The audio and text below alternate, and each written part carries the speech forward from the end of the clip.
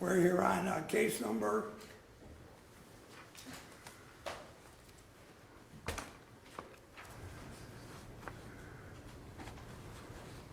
676-363. State of Ohio versus Leander Bissell. Defendant is in court with counsel.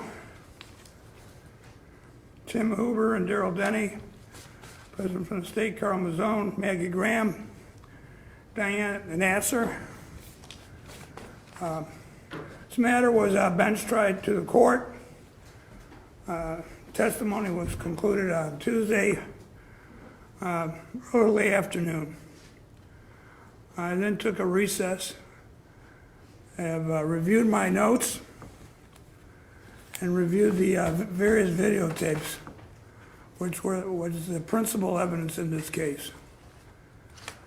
When I was first assigned this case, my initial reaction was that perhaps it was over-indicted and it was a stretch for the state of Ohio. However, this original impression was wrong. After a clear presentation of the facts, this turned out to be the right indictment. The facts were straightforward, as documented by the various videos taken at the scene. A motor vehicle accident occurred at the border of Cleveland and Bracknell. A car was rolled over in the high-speed lane and in the left berm area. Another vehicle was at rest in the right berm area.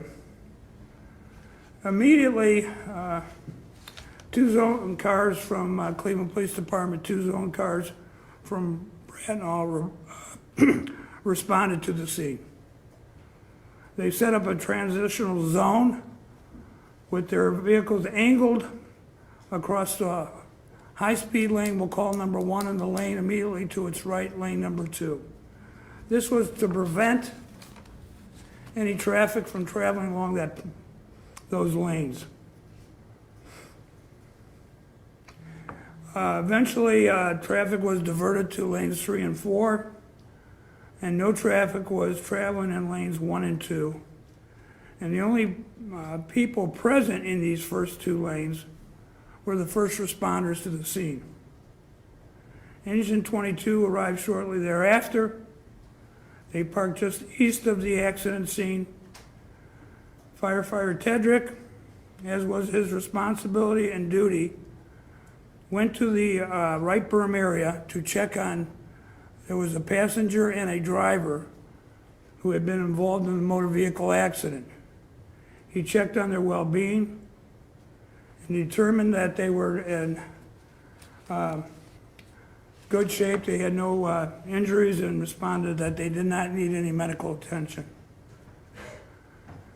After completing his evaluation of the occupants on the right berm area, Firefighter Tetrick proceeded to go back to lanes 1 and 2 where the accident had occurred. And as he was doing so, he was entirely in lane number 2 when the defendant, traveling at a high rate of speed, struck him and caused his death. The various videos clearly show that this is the only vehicle that was traveling in lanes 1 or 2. The videos also show that the defendant skirted around those police vehicles, blocking the lanes of travel. He would go into lane 3, then cut back into lane 2, so he could proceed unimpeded, despite the fact that knowing that there was first responders in that area and the investigation as to the motor vehicle accident was not completed. Additionally, the traffic in lanes 3 and 4 at times were at a standstill or traveling at a very slow rate of speed, with officers directing traffic with their flashlights.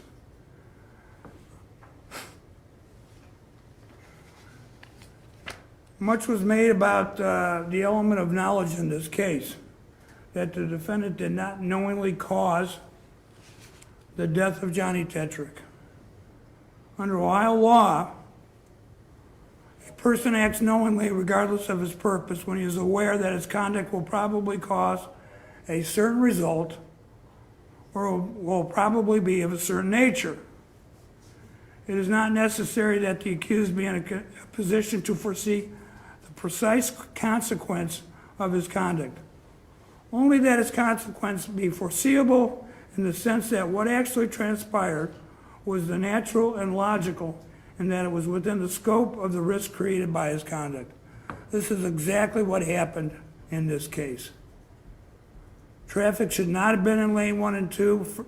First responders were there providing accident investigation, cleanup, and medical assistance.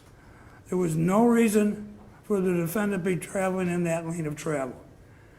And in fact, at one point, the defendant, not only did he skirt around the vehicles by going from lane 2 to 3, at one point, he skirted around one of the police vehicles on the left side between the high-speed lane, lane number 1, and the berm. So this shows that he was well aware of what the situation was at the time of the accident.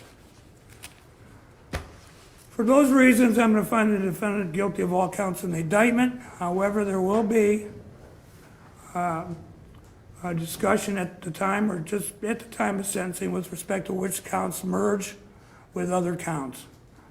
That being said, counsel is instructed to file sentencing memorandums, and the court will review those accordingly.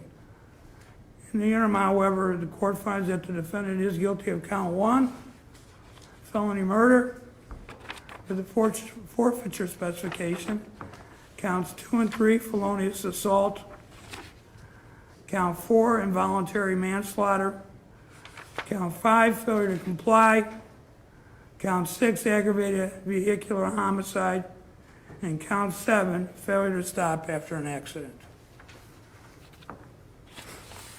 This matter will be set for sentencing on, I believe it was August 18th at 1 o'clock. August 9th, excuse me, thank you. Anything further at this point, counsel? Nothing on behalf of the state of Ohio. Behalf of the defense? Nothing, Your Honor. Very good. The defendant is remanded without bond.